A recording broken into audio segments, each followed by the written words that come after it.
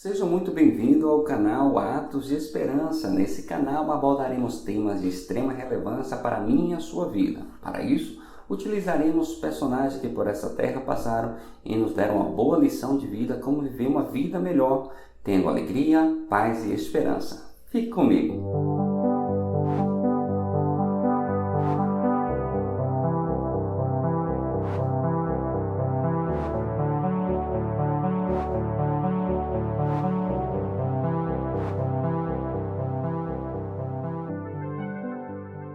Em 1939, nasce no Rio de Janeiro aquele que seria um dos maiores, ou se não, o maior escritor brasileiro. Eu estou me referindo a Machado de Assis. Sim, esse personagem de uma inteligência ímpar conseguiu mostrar para todos nós que a mente dele estava muito avançada ao seu tempo. Prova viva está nas suas literaturas. Dentre as literaturas que me chamam a atenção, está lá uma de título Esaú e Jacó. Sim, provavelmente ele estava fazendo uma referência daqueles dois personagens de Gênesis 25.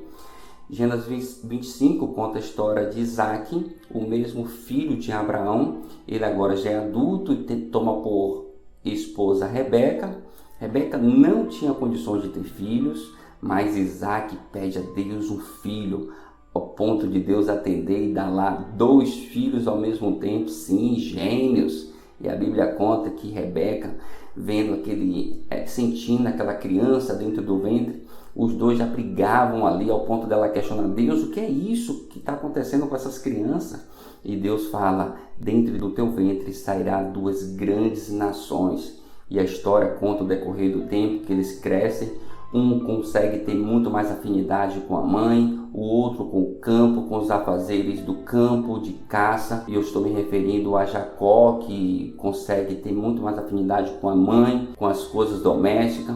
Em determinado momento da vida, o jovem que cozinhava lá, vê seu irmão Esaú chegando, e aquele jovem com uma fome danada, ele oferece um prato de comida ao ponto do próprio irmão oferecer a sua primogenitura. E como é primogenitura, Alex? É porque quem nasceu primeiro, o primeiro a sair lá do ventre da mãe foi justamente Esaú. Então, em tese, esse seria aí o bem-aventurado a receber aí a primogenitura do seu pai, a bênção do seu pai. Mas a história conta que a mãe, Rebeca, consegue ter uma afinidade maior, como já disse, com Jacó, ao ponto de tramar aí e conseguir enganar o sistema, porque Isaac, já perto de sua morte, não estava conseguindo enxergar bem, debilitado na questão da visão, e conseguiu fazer com que o próprio Isaac desse a bênção, ao invés de Esaú, a Jacó. E esse fato trouxe uma consequência negativa gigantesca para a vida de Jacó,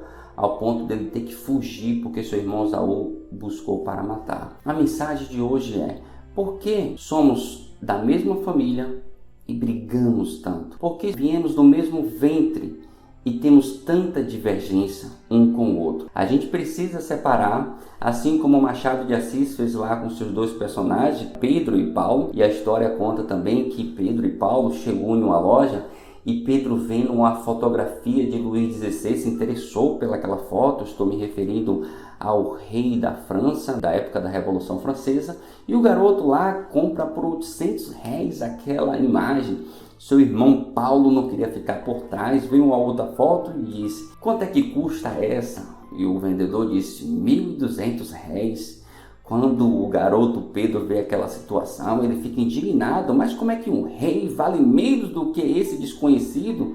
Eu não sei, retrucou aí o vendedor. Eu sei que me passaram mais caro e eu estou vendendo mais caro ele, é R$1.200. Paulo vai lá e compra a fotografia de nada mais nada menos que Robespierre. E quem sabe da história, Robespierre foi um dos grandes mentores da Revolução Francesa.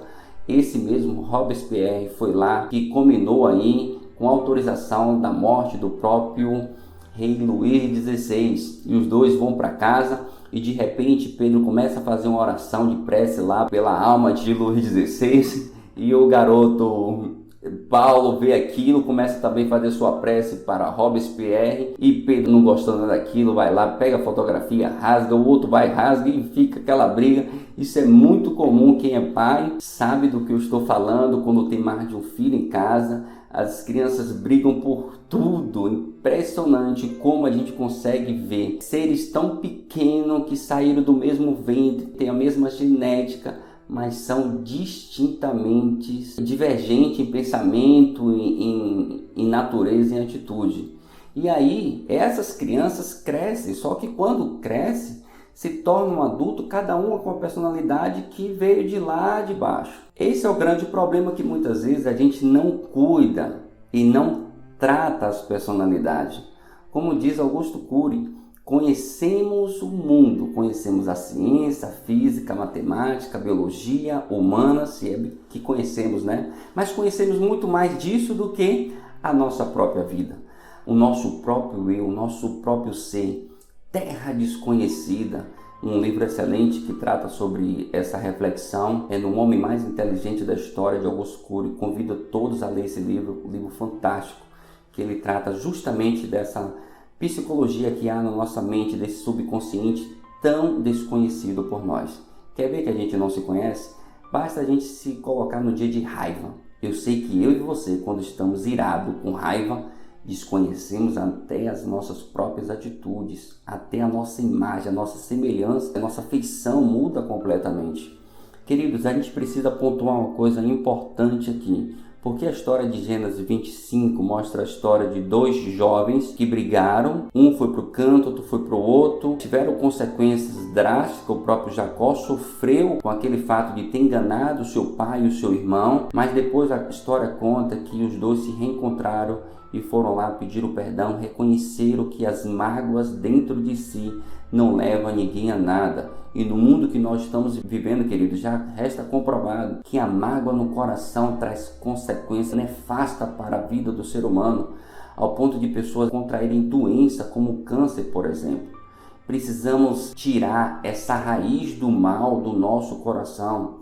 Se você tem algo contra alguém, se você está magoado, se você está decepcionado com alguém, saiba que a melhor cura não é só ir ao psicólogo, ao psiquiatra, muito embora a gente concorde que esses profissionais são uma bênção na vida das pessoas, mas nada adianta tratar, gastar dinheiro com isso, se você não tiver a verdadeira liberdade, que é arrancar do seu coração todo sentimento negativo em relação a outra pessoa. Eu me refiro novamente a Augusto Cury. Ele fala num dos seus livros que quando nós dormimos com o inimigo, ele não sai da nossa mente. Nós dormimos e acordamos com ele o tempo todo em nossa mente. Precisamos entender, queridos, que a vida que nós temos não é para ser uma vida sofrida. Já basta a dificuldade que nós encontramos nesse mundo. Precisamos nos libertar daquilo que nos oprime, daquelas palavras que nós absorvemos do outro, como diz Epíteto. Não tome como verdade muitas palavras que veio proferida pelo outro. O outro muitas vezes está lá enraizado, uma natureza muito difícil e complicada. Você conhece pessoas assim?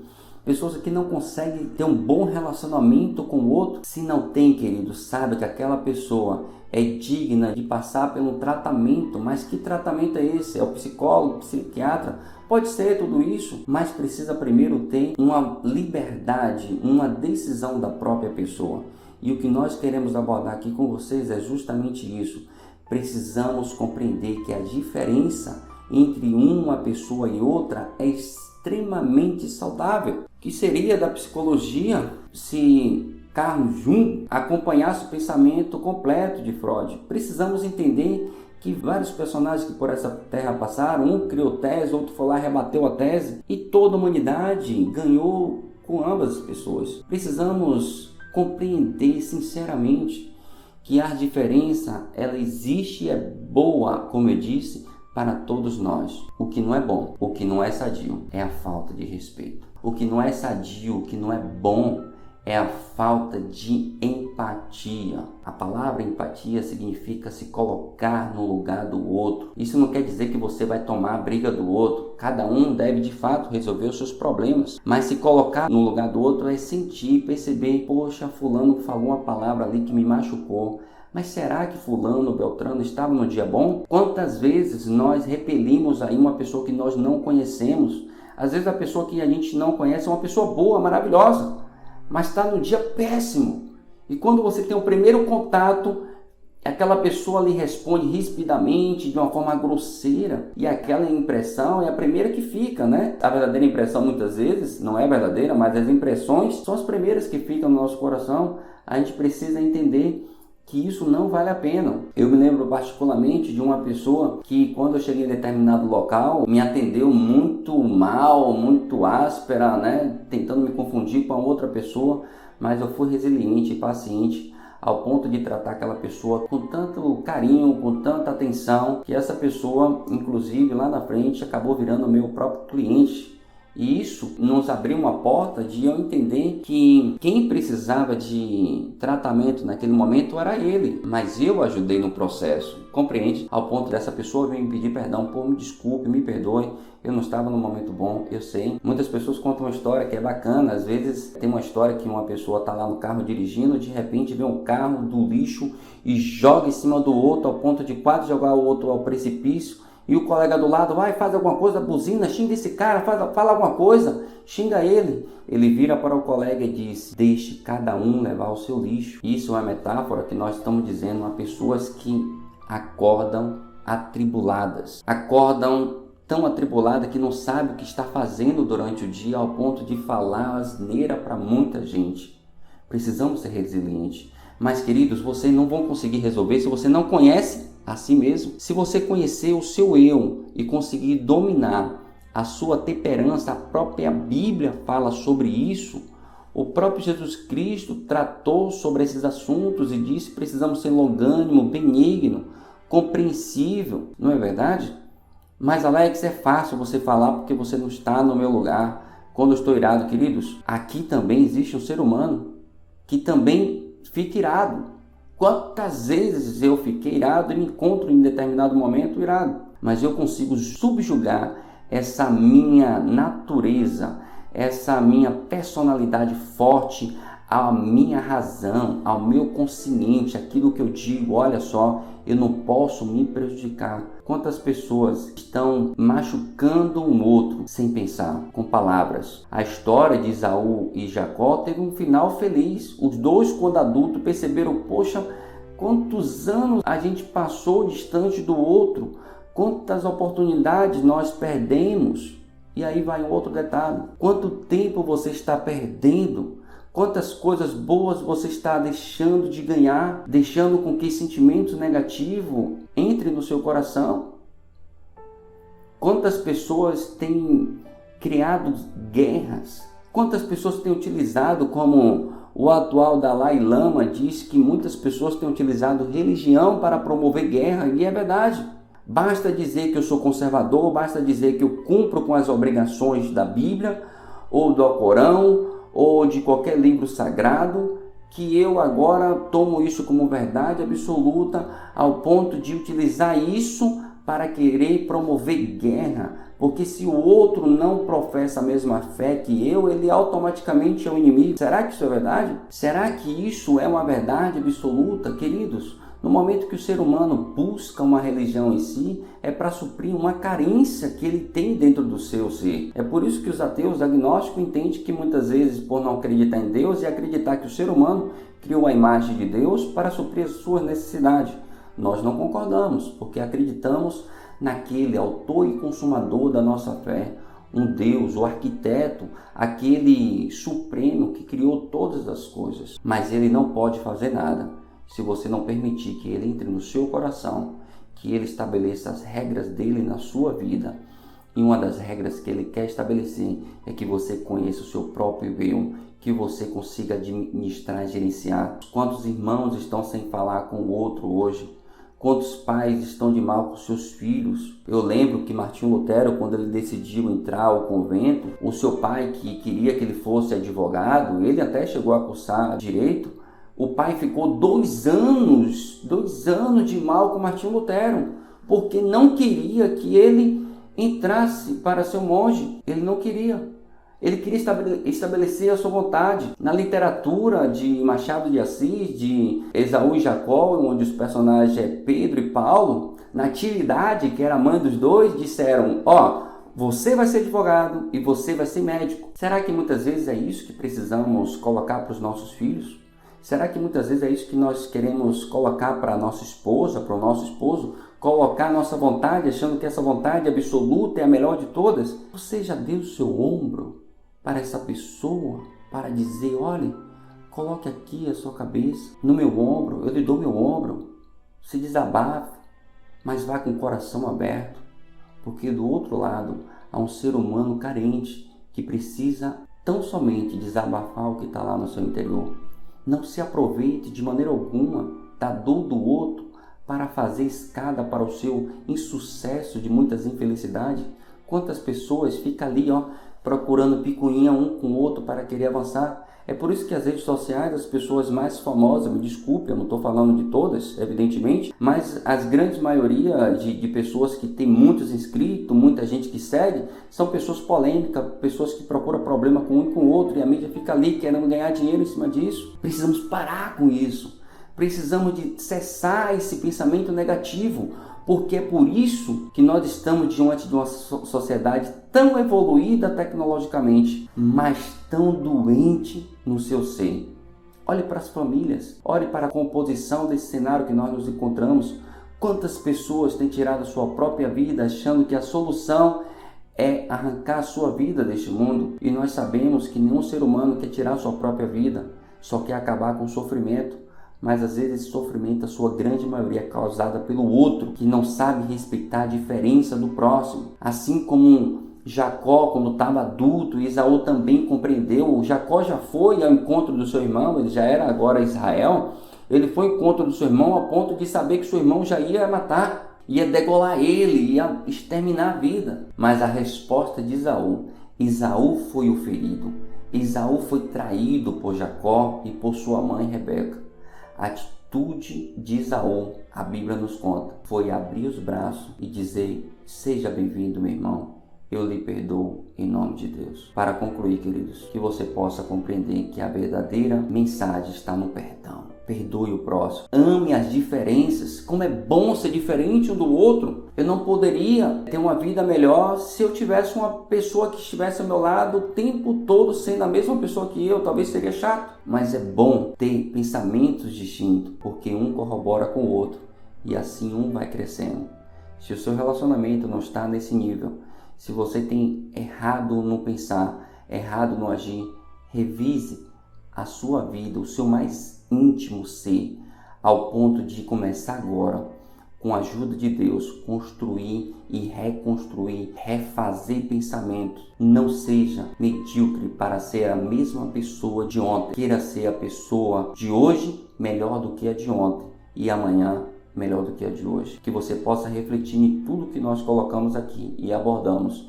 Eu sei que no seu coração algo está tocando, algo está sendo semeado para que você, na data de hoje, nesse exato momento, ouvindo esse vídeo, comece a agir. Saia dessa zona de conforto, saia de questionar as pessoas e comece a questionar o seu eu. Comece agora a trabalhar dentro de si, ao ponto de ser uma pessoa melhor para a honra, a glória de Deus e para a sua vida.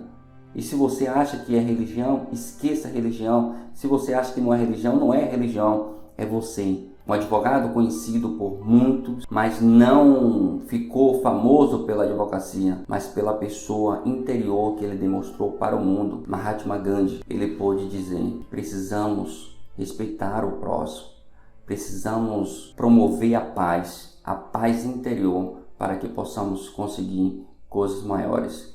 O nosso Cristo, o grande mestre, Jesus Cristo, quando esteve aqui na Terra, ele teve que trabalhar com 12 pessoas diferentes, cada um com a mente, cada um com um planeta dentro de si, mas ele conseguiu gerenciar todos eles, exceto aquele que se perdeu por si mesmo. Ele conseguiu gerenciar a mente dessas pessoas, permitindo que cada um pudesse ter a liberdade de ser uma pessoa melhor. E esse evangelho se espalhou para o mundo todo, ao ponto de ser conhecido como um dos maiores mestres que essa humanidade pôde conhecer. Permita que ele também transforme a sua vida, deixando com que o seu ser seja transformado por você mesmo, por ele e por Deus. Que Deus te abençoe. Se gostou, dá um like, se inscreve no canal e compartilha com seus amigos. Beijo no coração.